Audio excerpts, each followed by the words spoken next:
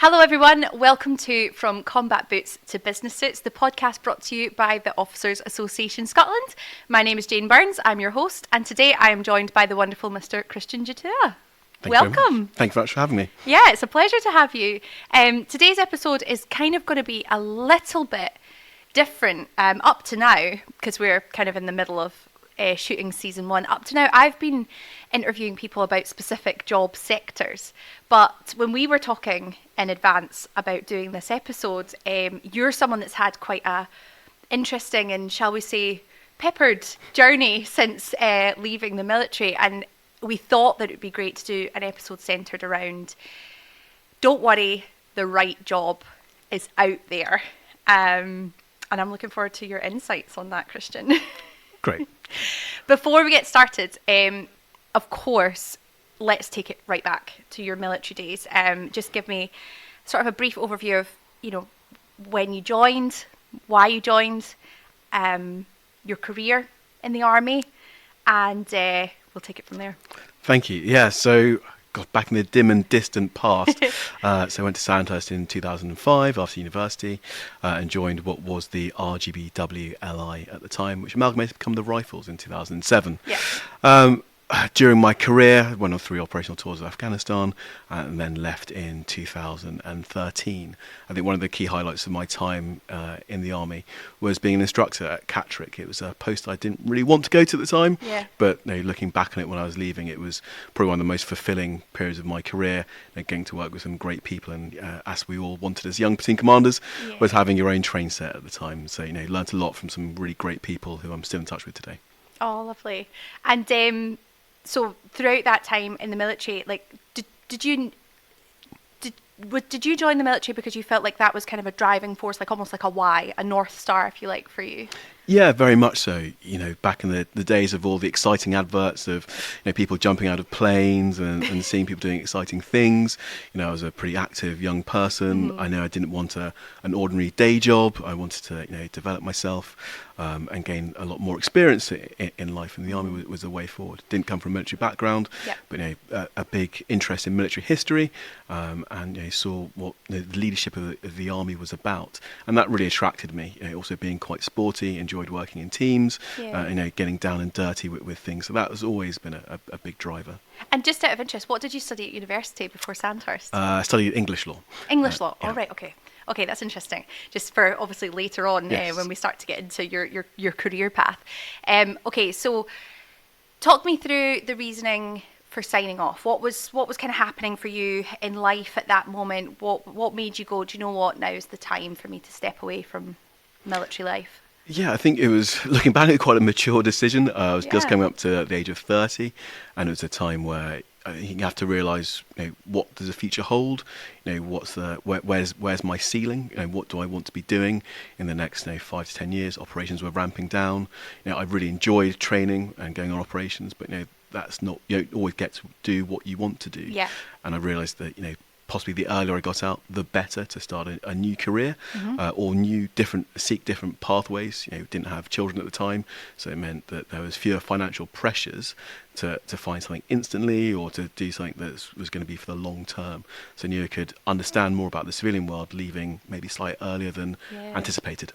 Yeah, that's really astute actually, because certainly I think when people get a little bit closer to also that pension and doing a full career, it can influence your choices, and it definitely says a lot about you as a person. Even just the brief interactions that we've had and kind of bumping into each other now and then, I can see that in your personality, that kind of forward thinking. And it's relatively similar to when I met my husband, and he we weren't married, didn't have kids yet and whatever, but it just seemed like the right time to kind of start to embark on a new life. So just before 30, you were kind of thinking signing off.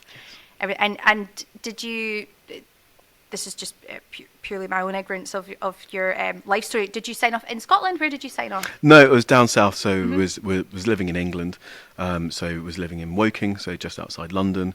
My wife's from Scotland, that's what brought us back up here. Okay. And were you together at that time? We were, yes, okay. We were married at that time. And again, living in London, there was sort of opportunities, lots of different companies. I had a few friends who worked in the recruitment industry, and they were sort of giving me a bit of insight. Yeah. Back in 2013, armed forces schemes that the big banks were just kicking off. So there was opportunity, but it was far less. So it was definitely more around sort of networking, understanding, and talking to people about sort of the opportunities that were going on at that point in time. And did you use, obviously you had your resettlement year, did you use those like learning credits and things? Did you go and do any sort of qualifications during that time, or do any courses? Did you have, I suppose what I'm kind of getting at is, did you have a bit of an idea already of the direction you wanted to go in, or were you just kind of a bit like, I would like to kind of dip my toes into a bit of everything and see what bites? Yeah, I was advised to do the Prince 2 practitioner's course, which I did, to give me a good foundation, and then to sort of bring my skills up. And again, back then there were fewer options. I know now you can do sort of agile and sort of variations of Prince 2. Right. So it was quite simple. I did also look at doing some financial qualifications. I'm not maths isn't my best subject, and also because I knew I didn't have a job to go to where I'd utilise that qualification. I didn't want to do something that I might not be using, and sort of hence waste the money. Have you found, just kind of real talk, have you found the Prince 2 to actually have been useful in your civilian career, the things that you learned, or was it just that it was a good use of the time at the time?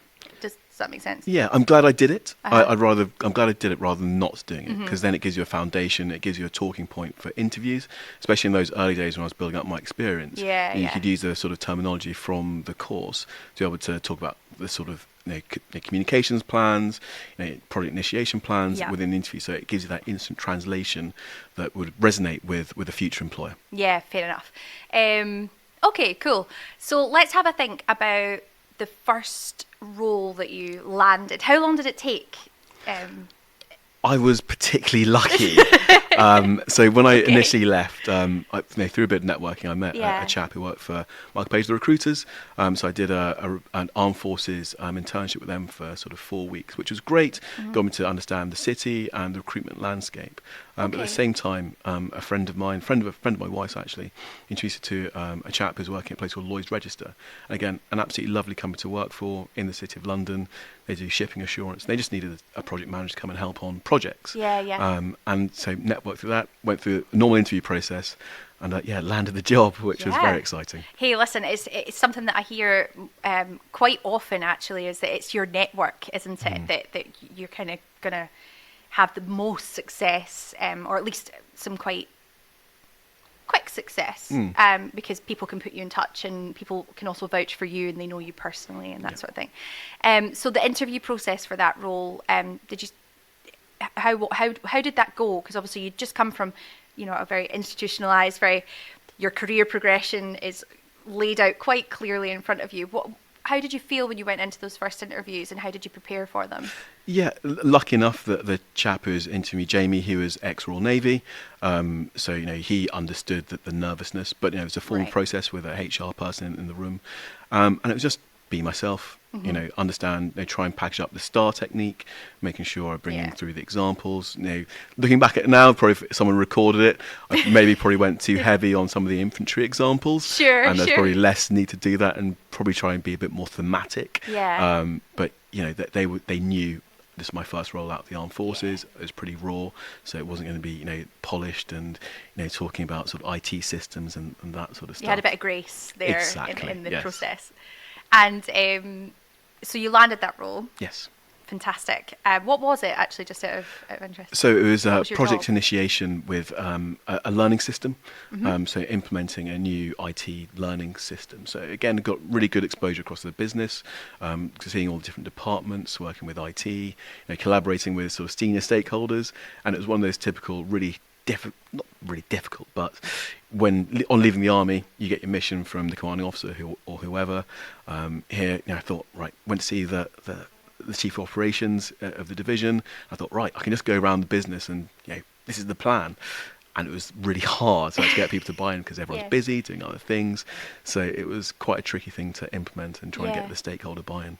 So did you feel like you were able to start to make a sort of a tangible difference quite quickly, or did it take quite a few months before you felt like you were actually able to be useful in some kind of a way? Absolutely, it's that sort of change of mindset. And I had a sort of couple of sit-down conversations with my boss at the time, Andy, and he sort of said, I'm not sure why I can't get things to progress and Yeah. get things to move.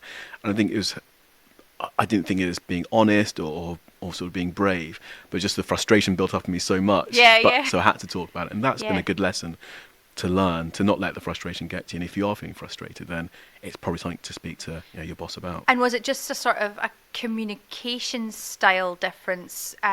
Maybe, as you said, like you're used to kind of being able to flit around the team, implement the plan and get it done. Civilian corporations obviously can sometimes have a very roundabout way of communication and getting the message to the right person through the right channel. Was it a bit of that was involved, or was it just also that things maybe just tend to move a bit slower in general? A bit of both. And again, coming from operations, being a young captain at the time, you could go off and ask people to do things, and you have the backing of the CEO here.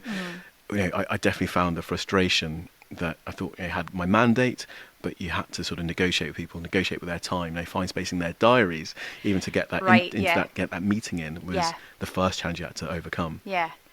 So how long did you stay in that role for? So that was about a year. So Okay. I did a full year with Lloyd's Register, and it was a fantastic year, great year, really grounding. Got to see a bit of travelling across the country. Nice. I got to see a lot of stakeholders, organising some quite big meetings. The only reason why I moved off, again through networking, through another pal who'd left the armed forces.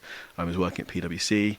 He flagged an opportunity to work at PwC, the big consultancy. Yeah. And again, in my head, I always thought that I only get one opportunity to go and work at somewhere like PwC. The only sad thing was my brother was working there at the time, so I had to put up with him. But that was fine. But again, to get that experience working in a global consultancy with the clout that organisation has was an opportunity I don't think I could have turned down. What I'm also kind of hearing, I think I can imagine this being maybe a bit of a theme throughout our conversation as we get into it, is you seem to also be able to kind of recognise an opportunity when it arises. Do you feel like within your personality, or perhaps this is something that even maybe came from the military, I'm not sure, you can let me know, that you're kind of willing to take a risk or take a chance, maybe rather than a risk of going, do you know what, I'm in this job, maybe a bit comfortable, maybe you were, maybe you weren't, but this has come up and I can kind of seize it in the moment rather than, having to overthink a little bit too much about making a move. Yeah, absolutely. It was definitely a case of trying to think 2 or 3 steps ahead, Sure. but even not being really that strategic, but understanding the benefits of moving and also the disbenefits. Lloyd's Register was a really nice company, got to know people really, really well. I think you forget when you move into civilian organisation, it does take time to meet and understand people, whereas in the armed forces, you meet people and spend a lot more time with them, so you make connections far easier. And that's something that's definitely struck me, how long it takes to make connections with people in the civilian world. Well, I suppose you're in a job in the armed forces, everyone's aware you're going to be in it for 2 years, so everyone's used to that process, aren't they, of a new person coming in. You have to kind of get them up to speed as quickly as possible so that they can be as effective as possible for 2 years, and then the cycle starts again. Whereas, you've got a mix, I would say, nowadays, particularly Gen Z, which you and I are not, but Gen Z are quite used to job hopping. That seems to be a part of their the recruitment market amongst that demographic, which is maybe similar to the armed forces. But you would also be working with people that maybe work with the same company for 10 years, and it's been a real legacy build up of trust and communications and things like that.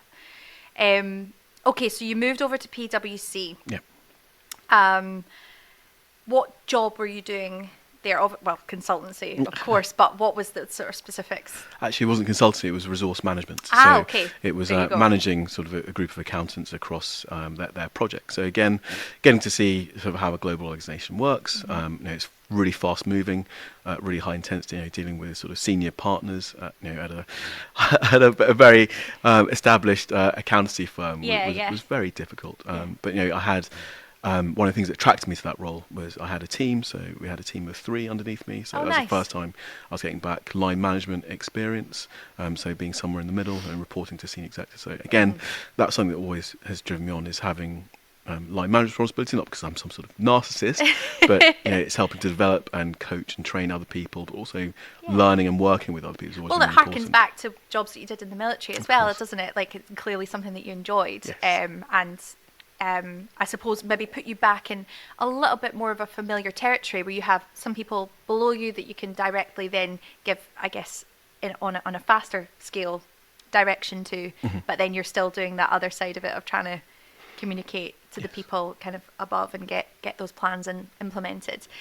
So what obviously you really enjoyed that part of the role, but what did you like specifically about working for PwC? Yeah, obviously the global nature of the organisation, they have very well established processes. How they work the business and how they bring people in, the recruitment, the hiring processes are all absolutely fantastic and world leading.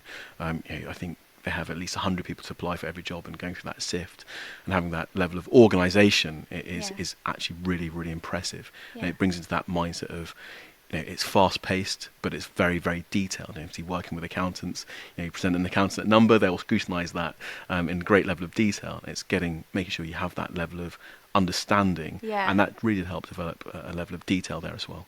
Okay, and so in terms of your skills, because I'm kind of bringing everything that you've kind of said in.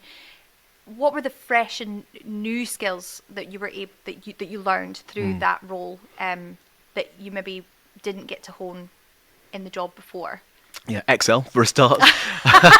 who says accountants don't love a spreadsheet? Again, it was something I was dabbled with on the outside, but when you get people who use it professionally, you have to be increase your skills, and it's more of that's very much a technical skills. I think always been able to develop the sort of softer skills, teamwork and work with other people. But that's when you're really developing the technical skills. But also, they had a plethora of IT systems, and it's having a mindset to be able to understand that and how to work those internal IT systems was just the other skills that I started to develop in that role. And did that make you? Let me think. So. Were you already starting to think that you were kind of on the right track civilian career-wise, or were you remaining always very open? I mean, when I think back to what you said, even about when you were deciding to sign off, and that sort of thinking a couple of steps ahead, and that kind of forward thinking of where do I want to be, and what do I want to sort of achieve, both personally and in my career, and that sort of signing off before 30 seems like a sensible thing to do. Were you starting to feel within your role at the PwC that, do you know what, I'm kind of on the right track here of what I want to do? Or were you still thinking, okay, I'm enjoying this, I'm getting something out of it, but I've still got a slight itch to try something new? Absolutely. I think with that role, it was very much transactional. So you were part of the business, but more working for the business. Right. So what I really wanted to experience was getting back to more project management, which was my natural home, but also something that would have an impact on the business. Yeah. So almost not quite a sales role, but not quite client facing either, but something that was part of the purpose of the business. Now, obviously, being resource manager, you are part of the purpose and supporting that purpose. But I think being more on the front lines, I think, is probably the correct term. It's something that I wanted to have a bit more experience of. And to be able, I suppose, when you look back at the end of your year, to kind of be able to tangibly go, this is the difference I made, and kind of quantify that difference. Absolutely. Perhaps, which is why obviously then when you get into sales and things like that, it's very easy to put a number on something.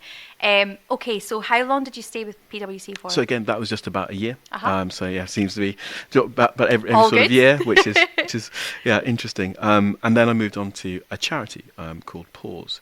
Something completely different. Absolutely, completely different. And again, at the back of my mind, I think I hadn't written it down when I was leaving the armed forces, but I knew I wanted to try a bit of everything. Third sector, public sector as well, and sort of ticked off the first two of corporate, and then it was again an opportunity just arose where a small startup charity called Pause, who help women who have multiple pregnancies and they get taken into care, to help the women to go over those issues. Oh, fantastic. And they were in the startup phase, and they just needed a project manager to help them get up to speed. So it was a really short-term contract in Hackney. So again, one of the things you always consider when you're leaving the armed forces is, travel time and pay. And this was the longest travel I had ever had. Sort of 2 hours traveling pretty much each day. Yeah. And pay was fine, but it was a bit different. But it was in a completely different sector that I hadn't worked in before. Working, and it's very new, so things weren't set, and it was just we just need to do stuff. When this opportunity arose, let's just kind of rewind it just back to how did it come up exactly? Was it again through someone in your network, or how did this opportunity present itself to you? It was completely random. So sort of flicking through third sector jobs.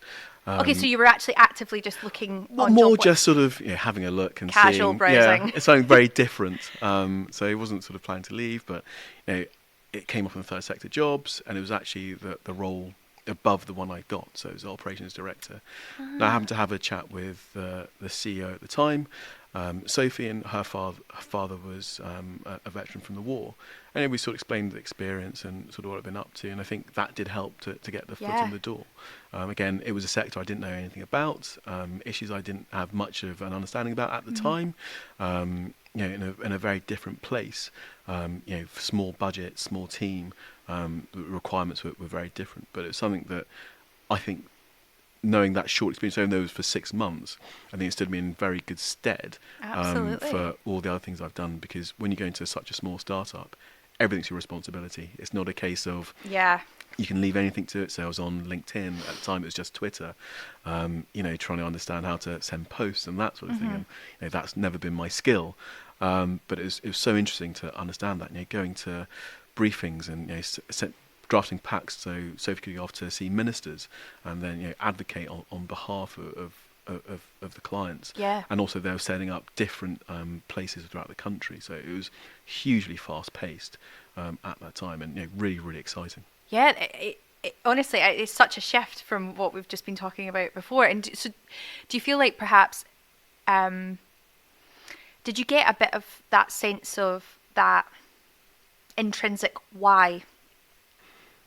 Like when you joined the military, of I'm doing something that's worthwhile. And again, if we're talking about those sort of tangible results, you can kind of quantify the impact that you were having on these women's lives.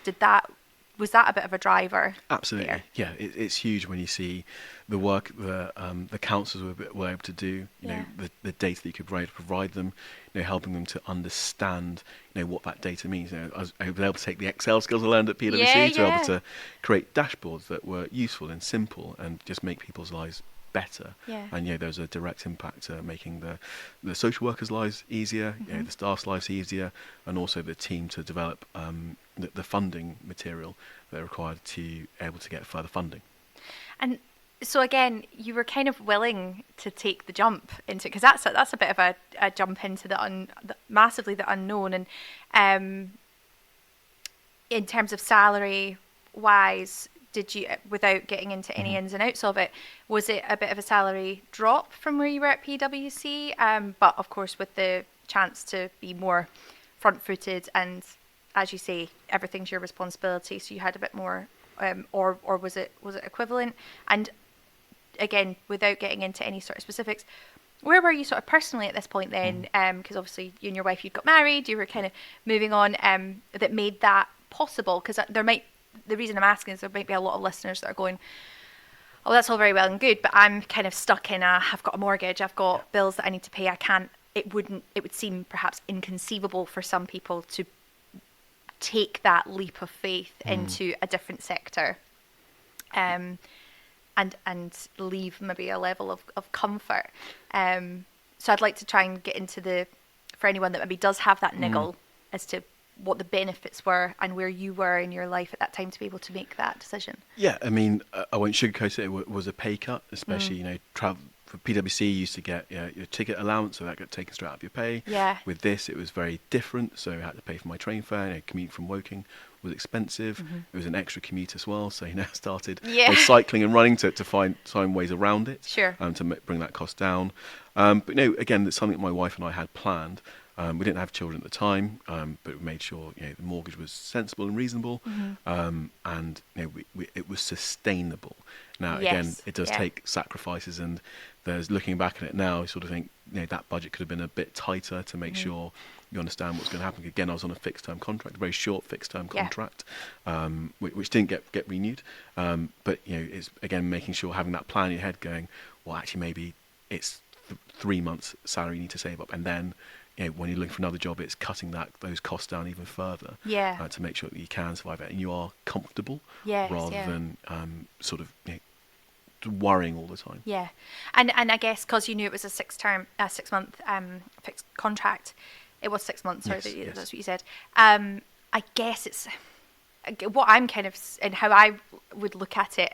It was almost like an investment in your future career. So it kind of highlights a point that I think we don't talk about too much at the OAS, because we're usually working with people that are so focused on getting that first job, and it's only when veterans come back to us and when they're looking at that second, third role, and going, I've not quite found my feet yet, that being able to perhaps look at contracts like that for a 6 months, you and your wife clearly had a plan, you knew how you were going to be making it sustainable, as you said, for you and your life.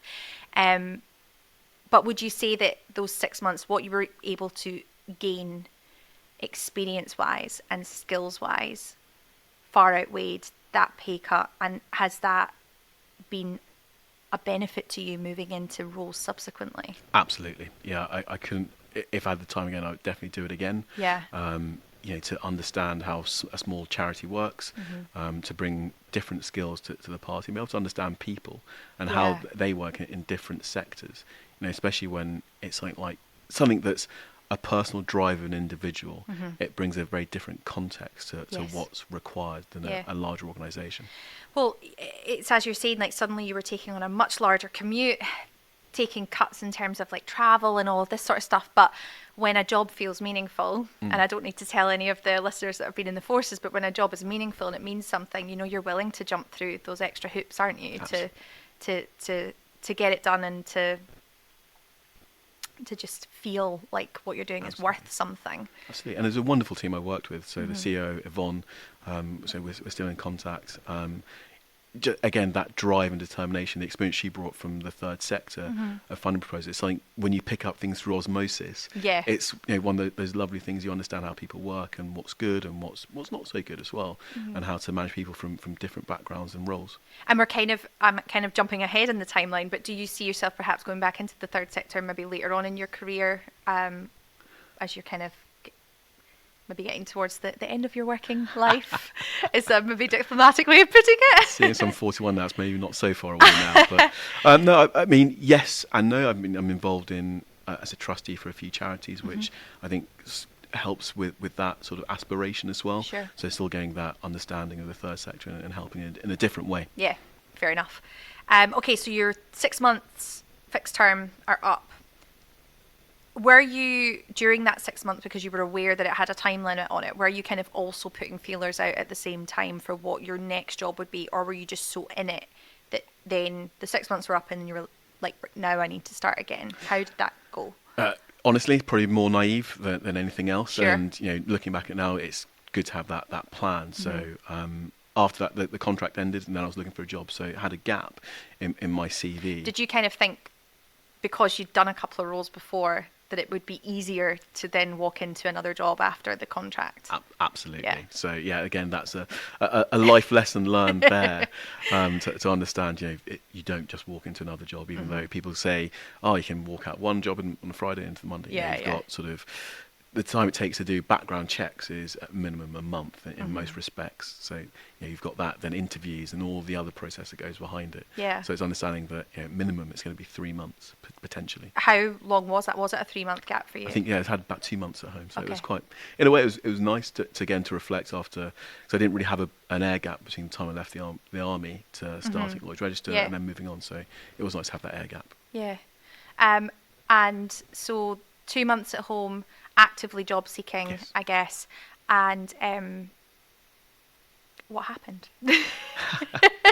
I found a number of interesting sort of interviews and that sort of stuff. Again, looking at roles, around sort of the southeast. Some with long commutes, some with short commutes, and then managed to. Did you, just sorry to cut in, did you go for some interviews that you didn't get the job? Just Or did you kind of look at jobs and think maybe that's not suitable and then eventually apply and get one? I'm just wondering if you had any unsuccessful interviews, not to hammer into why you were unsuccessful per se, but just to see if you'd been on that side of things.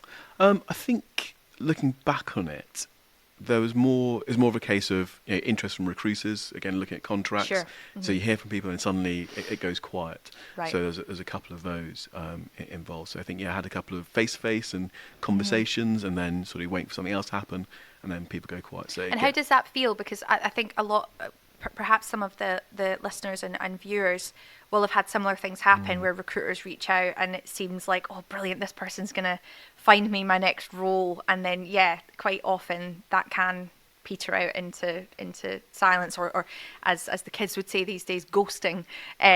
Were you ghosted by recruiters? Definitely ghosted on a number of occasions, and it's quite demoralising because you have that initial burst, you get the phone call, get the email, you send your CV across, covering letter, you're doing all the bits and bobs they're asking for you, and then it goes quiet. And it can be for a number of reasons. They might not be getting anything back from the client. They may have filled the post already. It may just be a bit of CV mining, which does happen. And it's, you just can't take it personally. You just can't take it personally. But you do have to note that maybe have someone check over that CV just in case there is something in there that is turning people off. Sure. And especially if you aren't tailoring it for the different roles you're going for. Were you doing that at the time? I mean, obviously, it's something that we're becoming more and more aware of in today's job market. But at this time that you were talking about, did you still have a general CV, or were you kind of already starting to tailor things? It was starting to be tailored towards a role. So again, taking specifics like sort of data analysis for the role, business analysis, project initiation, project delivery, rather than talking about sort of big chunk things. So even if the role was maybe something I hadn't done before, but it was definitely looking project management role, so it could go down that route and sort of bring together those traits. And where did you end up? The NHS. So NHS England. No way! See, I'm so glad. So Christian and I, just for anyone that's everyone at home, Christian and I did not talk at all about the timeline of your career. I wanted to go into this conversation as fresh so that I could kind of bounce off what you were telling me. And I just feel like you've just had such a journey. Okay, the NHS. Tell me. So I was working in NHS England, just in Elephant and Castle, and I was working on a programme to make sure that they met their elective care standards. So making sure people got seen within a certain period of time. And so it goes, maybe without saying, but again, that 6-month contract within the third sector must have really helped you when you were applying for that job. Absolutely, because there's very similar processes. Working for sort of non-governmental organisation, again working with that similar process. So again, you mentioned about Prince 2. The NHS are very much focused on Prince 2 and the things that come out of it. Great. So having that on the CV was an instant tick in the box. Yeah, brilliant. Which really helped. And so, how long were you with the NHS? So I was with the NHS for, I think, just over a year and a bit. Okay. So a bit of a longer term. Did you enjoy it? I did. I really did, and it was really interesting seeing such a huge organisation with very intelligent people. Yeah. And I got to work on a number of different things. So, looking back at it now, when 2020 rolled around, I was doing a bit of work as a PMO.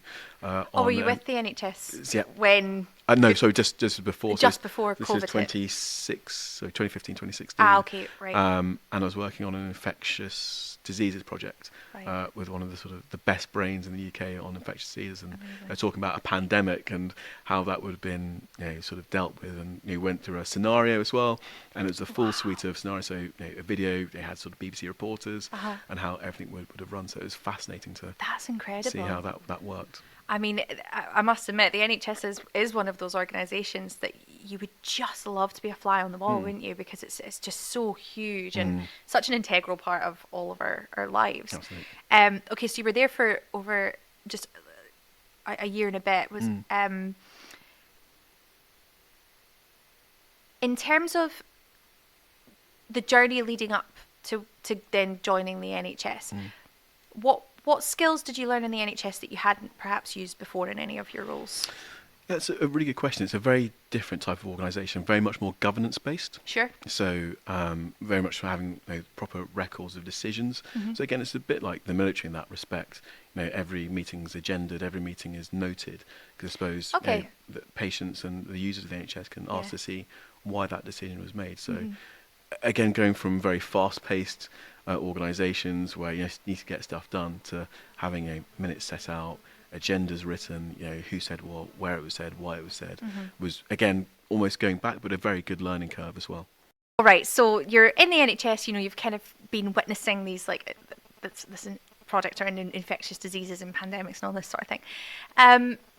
When you were in the NHS, do you think I mean, obviously, I know roughly because I know where you work now that you didn't stay within the NHS, but was that a sort of organisation that you could have seen yourself working in long term potentially? Absolutely, yeah. It's there's career progression, there's pathways, and once you build up experience, it's very well regarded. So it was that interesting moment when I think I was in the role about a year, and you start getting calls from recruiters about other areas in the NHS because you understand the process. Yeah. And it's like, because I think it is very different to other sort of project management. Mm-hmm. I think a lot of project managers don't like it because it is maybe a bit slower. Sure. Than other areas. You don't have as much money to play with, so there's less resources. But it is very regimented. Yeah.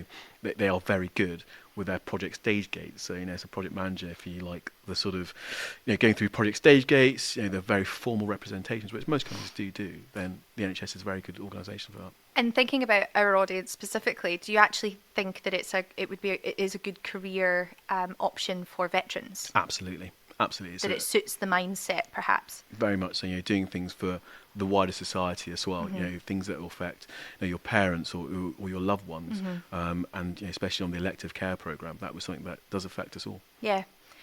So, obviously, then after a year and a bit, you're moving away from the NHS. Talk me through where you were at in your life at that point.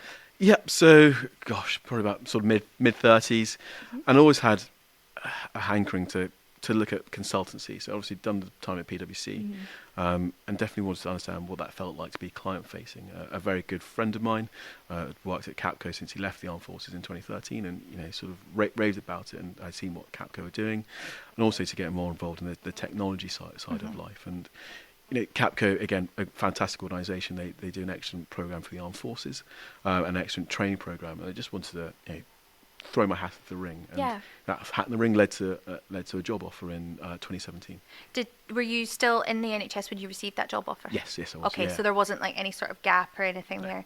And it again, it's interesting because it kind of brings that side of your working life full circle, because you'd mentioned when you were working at PwC, not being able to be maybe perhaps client facing or get those sort of tangible results. And were you quite excited to get back into the consultancy ring, but in that more forward facing role? Yeah, absolutely. It was definitely going to be a huge challenge, and it really was. Yeah. In a very different environment as well, in an environment I wasn't very familiar with. Obviously, I worked in parts of financial services, but I never worked in a financial services organisation up to that point in time. So I knew there was going to be a steep learning curve, and it really was. Yeah, so financial services is an interesting one because, of course, I'm sure you'll be well aware from your interaction with the OAS. We get a lot of our clients coming out straight out of the military being like, oh, financial services, that's where I want to go. I think some of the appealing parts of financial services are, competitive salaries. You're going to work in big organisations, so perhaps a career progression. What are the pros and cons for you of financial services? I think the pros of financial services are it's global industry. Once you understand one organisation, you're probably very much able to understand many organisations. Again, it does depend on where you're working, but for example, where I work now in sort of operation resilience, you understand that in one area, you understand it in all. Risk stays the same, compliance stays the same, so all those sort of back office processes, and it helps you to understand it more widely. I think the cons tend to be, it is hugely competitive. It's ever changing as well. I think we all like to think these organisations are very stable, but they have to change on a regular basis to keep that competitive advantage. Be it bringing new systems, bringing new colleagues. These things change on a very regular basis, and for some people that can feel like a lot of uncertainty, especially if job roles have changed. You have to be very adaptable to make sure you can fit in with the organisation and find your own path in some ways. Yeah, which on the face of it, for anyone that's been in the military and certainly, like captains and things, that sort of like, we talk a lot about being a good generalist. These are all traits that you, on the surface, you'd think someone from the military, they're going to be really adaptable. But I suppose when you're, able to kind of go with the flow and change with what's happening in that moment. However, I think when you're doing that within your first role out of the military, speaking a sort of a language and a jargon that is unfamiliar, perhaps that pace and that sort of change can feel more uncertain than people might realize when you're trying to learn a new industry straight off the bat. And Absolutely. then to feel perhaps that actually it's not as stable as perhaps you might have previously thought. And I just think that's a good thing. What you've said is a really good thing for people to keep in mind. Absolutely. Actually, that your generalist skills, they are going to stand you in good stead, but you are still learning a new industry and one that changes very, very quickly. Absolutely. All right, so Capco, because Capco is obviously it's quite a big employer, one that we are also always talking about. So Capco, just as a company themselves, what were they like to work for? Yeah, absolutely excellent. The onboarding process was excellent. The training was excellent. It gives you an insight into a small, agile consultancy firm that's looking to do great things, and they still continue to do great things. I think they're highly rated by anyone who goes there. It's a young, vibrant company, but it's got a lot of it's matured well, and it has a global presence as well. So I know a lot of people who I joined with are doing excellently well and moved across the globe. And again, I think for armed forces people, it gives them that balance between changing between different clients sometimes, or staying with a client, or moving abroad and getting various perspectives on things. So it's one I always highly recommend. Yeah. And what was sort of a highlight of your time at Capco for you?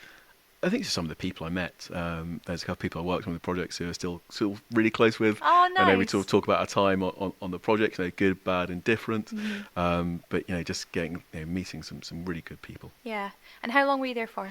So gosh, that was quite a short time actually. So I think that was 9 months. 9 months. Yeah. And talk me through again your kind of what was happening at that time when you were about to make another change. Yeah, so my wife and I decided that it was time to move to Scotland, to move back up here for various reasons, or for my wife to move back up here, and it was just trying to find somewhere that would allow us to do that. So this change was kind of more driven by personal circumstance and wanting to come up to bonnie Scotland and settle here and all of that sort of thing. Okay, nice. And by that point, had you kind of settled on, okay, I am going to be looking for another job because I'm moving. However, were you aware that you would like to stay within financial services for the time being? I knew that obviously I've got that sort of tick in the box, so I could definitely sort of migrate to it if needs be. But also, the industries were different up in Scotland, so there's more different types of industry up here. So we'll talk about in a second. And so I knew there's probably fewer companies up here, but sort of the same amount of options. If you're prepared, maybe take a salary cut, or to look at something that you wouldn't have normally have looked at. And were you prepared to do that again when you were moving up to Scotland? Did you have that? Had you guys discussed that? Okay, if there's going to be a salary cut, it may be within this bracket, but that's going to, we're making a big move here. So were you prepared to take that step again if necessary? Yeah, absolutely. The sacrifice was for the right job to be made there. Yeah, absolutely. Yeah, okay. Because I think that's something that, and it's one of the things that I'm loving about hearing your story, is that you just seem to be so willing to adapt to where you're at right now, and that progress, military careers, and certainly from even talking to my own husband about his thought process since becoming a civilian, is you've just got such a clear line in that military. You know where you're going and where the trajectory is, but actually coming in as a civilian and finding your feet and finding that right job and career, which is obviously the whole purpose of this conversation, it's not linear and it's not a straight way up, and it's a bit messy and it's a bit twists and turns and all around the place. But the more you're willing to do that, obviously circumstance permitting, the more success it seems that you're going to have. Hopefully. Or at least in your case, that seems to have been the case. So you're making that jump up to Scotland. How did you go about applying for roles in Scotland? So this is all back to the network. So I reached out to a recruiter friend of mine, and just said, "Listen, mate, I'm moving up to Scotland, and I know your organisation has sort of recruits in Scotland. Can you put me in touch with anyone?" And he put me in touch with one of his colleagues in Scotland, and they were looking for a PMO for Hunter Wellington boots, which I have to say is one of the nicest places I've ever worked. That is, again, so random, but so cool. Thank you. Hunter boots, also, it's with in brand, It is. I would say as well. Yeah, a few pairs of boots knocking around. Yeah, absolutely. Okay, so brilliant. So that was that network that really stood you in good stead there. And what was the recruitment process for Hunter Boots like? So yeah, it was very different. So I spoke to the recruiter, all that sort of good stuff, because it was a contract coming someone's maternity leave, so it was much faster paced. Sure. So I think put my application in a couple of days, and I spoke to the recruiter, and they were really about advocating for you, especially I'm in Scotland. I think they were struggling to fill the role a little bit with people with significant qualifications or a significant background, and by that time I'd worked in PMO for a long time. I had the consultancy experience behind me from Capco as well, so I understand how to present and to deliver as well, which was really useful. And lucky enough, they have an office in Edinburgh. I had an office in Edinburgh. I had an office in London, so I was lucky enough I could do the interview in London. Oh, fantastic! By video call. Great. Which was excellent. So Hunter Wellies, it a brand that kind of everyone's heard of. Yeah.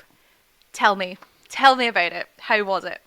Just the most excellent place to work. Yeah. So I was there on a maternity cover for 9 months. My boss, Moira Glencross, probably one of the best people I've ever worked for. Amazing. Inside or outside the armed forces. Very focused, very diligent, knew exactly right and wrong, but also very, very flexible. So even when I messed up a couple of times on a project, the sort of feeling wasn't, who's to blame, is how can we fix this and how can we learn from it? And I know it sounds like a cliche, but have someone to support you like that is really important. And one of her big things was just make the team better. It's about personality, what you can bring to the team, how you interact with other people. She was in a project management role, but she was across the whole business. Right. So again, she had that fingers in all the pies around the business. Yeah. Had sort of great colleagues, Ronnie, who I'd worked with, who'd had massive experience in other organisations like Oracle, and again, bringing all that knowledge together. The chief operations officer was an ex-parachute regiment officer. Oh, so, cool. The welcome I got there was fantastic. And I think one of the things that struck me on the first day, I was in the London office, I was just passing by, and the CFO, sort of head of finance, just called me in to have a chat. And an organisation like that where you can talk to everyone from the CFO down to people who are very junior was a really different experience. Yeah. Did that I'm kind of reminded again of what you said back at the beginning of our conversation of like when you're in the army, you can kind of approach everyone and get things done. Well, you're kind of coming back to that sort of way of just being able to approach anyone. And did you find that helped you get things done efficiently? Absolutely, yeah. There was a really can-do attitude. Everyone appreciated the team was small, and everyone had to sort of dig in and understand things, and just crack on with it. So it was a great environment to be in. And a good welcome to Scotland as well. How did you find settling in Scotland with your wife? It was brilliant. So very different lifestyle. I got to cycle to work every day. Much shorter commute. Just things like social life. You could come home first and drop stuff off, and then go out, and it was really different. Obviously, away from family and sort of friends. Finding a new rugby club, that sort of stuff. But it's stuff you go through in the armed forces when you sort of change into different locations. So, but this is a more permanent change. And just very briefly, because obviously we know you at the OAS. How did you kind of get in contact with us? Yeah, so again at the time, Jules McElhenney was running it sort of from the side, and a friend Andy House was also helping to support it. So just sort of thought I've done the one in London. Probably a good chance to meet a few people. Yeah. And again, it was great. People were really welcoming. Every day, sort of going out to pickles after a OAS event. Yeah. But people were really willing to sort of welcome you in. Lots of people I've met through the reserves or before the reserves. Just want to have a beer, catch up. See what you're up to, and just make sure you're all right. Because I had a few friends who'd been out for a while or just getting out, and they understood that, and just they knew that it's really important just to make sure people were all right. Had someone to go for a beer with, especially if you're new in town. That's kind of one of the sidebar great things about the OAS, because I'm very new as an employee of the OAS. I've been involved with the organisation sort of professionally for a couple of months now, but again, because of my husband, I've been to events and things as well, and it's kind of a bit of a support network, isn't it? And just somewhere you can have a chat and people that kind of speak similar, speak your language, and a sort of a shared experience. So that's interesting. Okay, so Hunter, you're absolutely loving it. Yep. So, did the decision to move come from you, or what led you then into your next move, I suppose? Yeah, so it was always a fixed term contract. So of course, at some point in time, even though I was lucky enough to sort of do a few different things within the organisation and help out in different areas, which was fantastic. So it was a bit of internal mobility by accident. Yeah. But at the time, we knew we wanted to buy a house. To buy a house, you have to have a permanent role, or at least been a permanent role for a while. So I made that clear. And there was talk about a permanent role, but it wasn't certain, and that sort of stuff. So I was looking, and I made it clear that I was looking, and that's when a role at NatWest came up, which again was a permanent role back in PMO, so an extension of what I was doing already. So it was a bit of heart versus head. I would have loved to stay, but financially and looking towards the future again, it was the right thing to do. Yeah, and just before we move into NatWest, obviously coming up to a whole new move, but taking a job at Hunter on a fixed term contract, did that feel a bit nerve-wracking at all? Or did you think, okay, no, this is actually a good step, and then I can, as you said, you were very transparent about looking for something new? Yeah, it was a good step, and I think on things like contracts, your time is quite finite.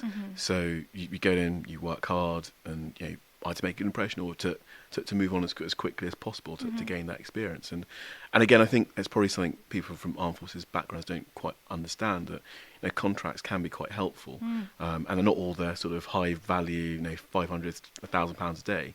There are sort of 12-month fixed term contracts that mean you can get into an organisation, understand an organisation, deliver something tangible, and if you want, you can move on. If you don't, you can probably stay on in most respects. And on that, just in terms of helping people from the armed forces kind of understand the benefits of contracts, did you find that, because that's two you've done by this point, that were interviewers and recruiters really interested in the fact that you'd done those contract roles? Yeah, absolutely, because I think it shows flexibility and ability to adapt.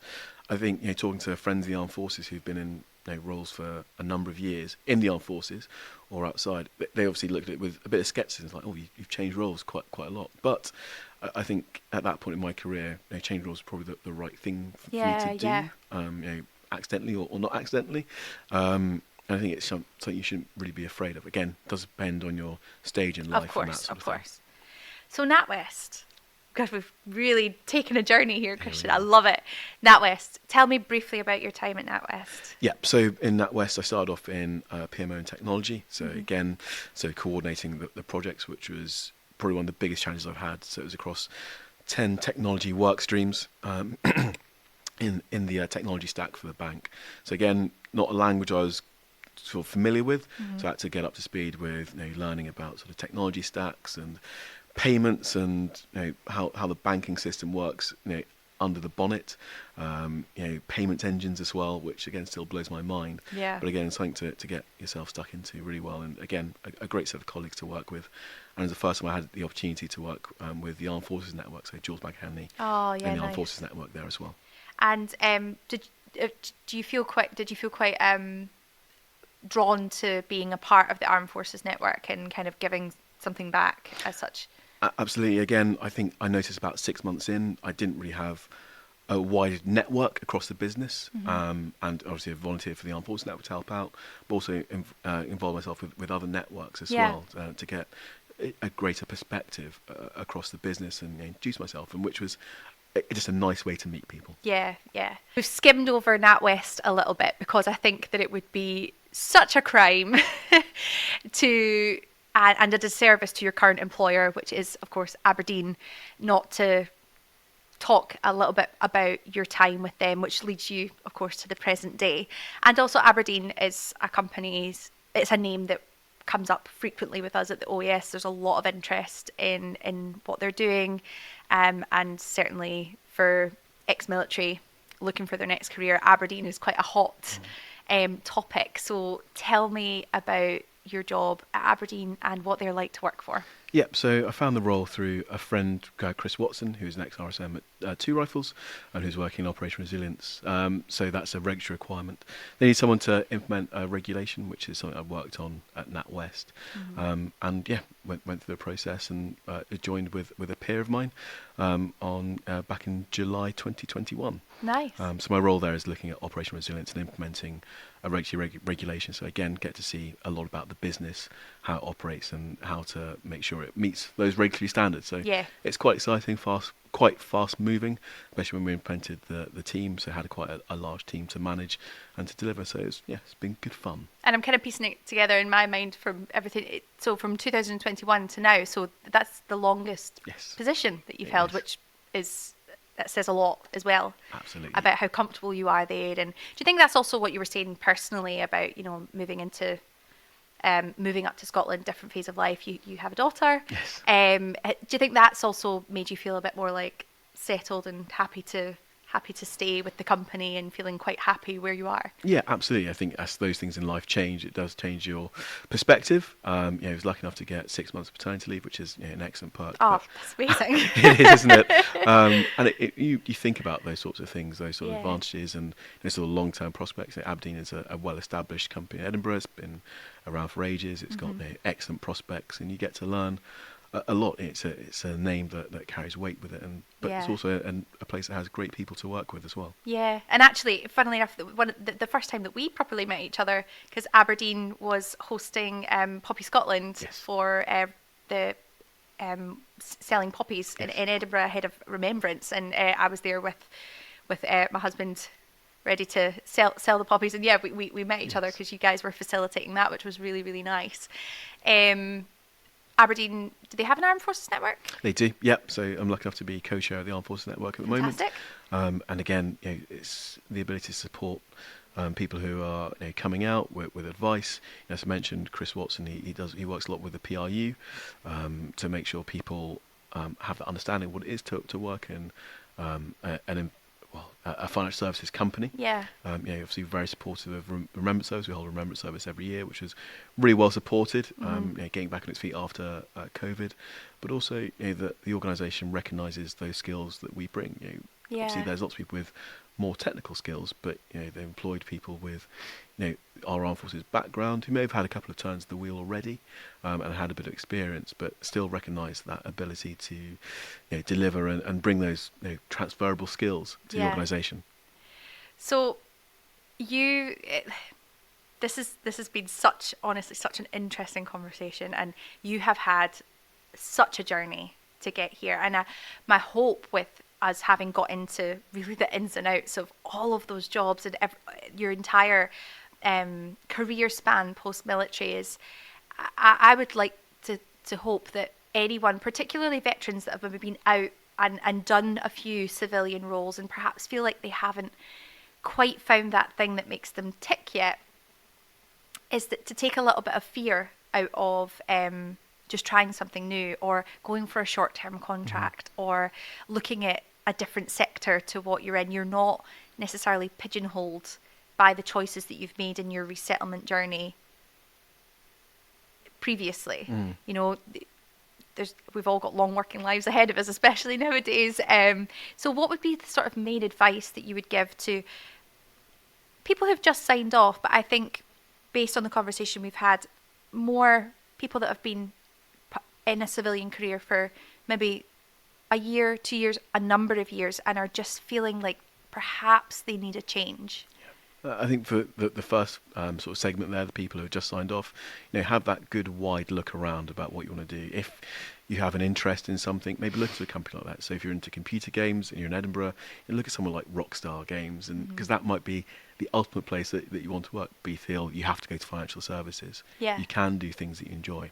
And again, to people who have been out for a while and maybe feel like they're stuck in a rut, if you're feeling that, try and do something about it. And again, there's lots of industries out there. You've got those transferable skills, be it project management. It might not be the first jump, but it might be the second jump that will be able to get you closer to that aspiration as well, to be in that organisation you want, or just to be somewhere that it might be close to home, or it might be somewhere that allows you to pick up your kids more easily, or that allows you more training. So do act on that concern or that feeling in your stomach. Are you happy with the way things have gone in your life post-military, your working life? Yeah, I'm definitely not upset.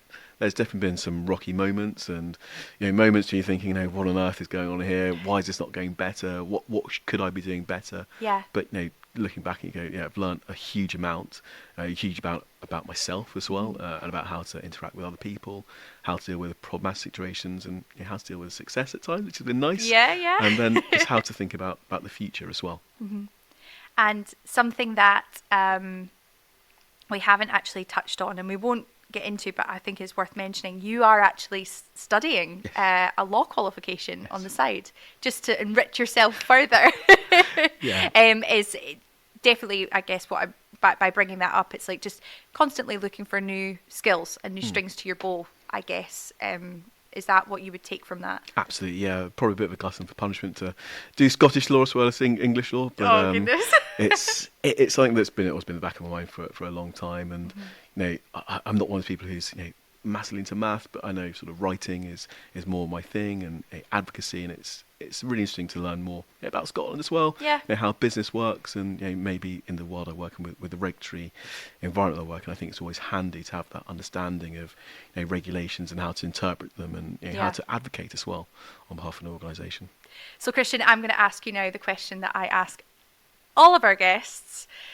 We are called from combat boots to business suits, and on your lovely mug, our lovely merch here, that is yours to keep, by the way. Thank you. So I expect you to enjoy every single cup of tea for the rest of your life out of your podcast mug. But of course, we have here combat boots and business suits. Which of these do you feel the most affinity with? Oh, that's a very tricky question. Can I say combat suits? Nice. If you can tell me why, then yes, you may. I know, obviously, my time in the military really has defined me. That has defined me and given me some great advantages in the civilian world.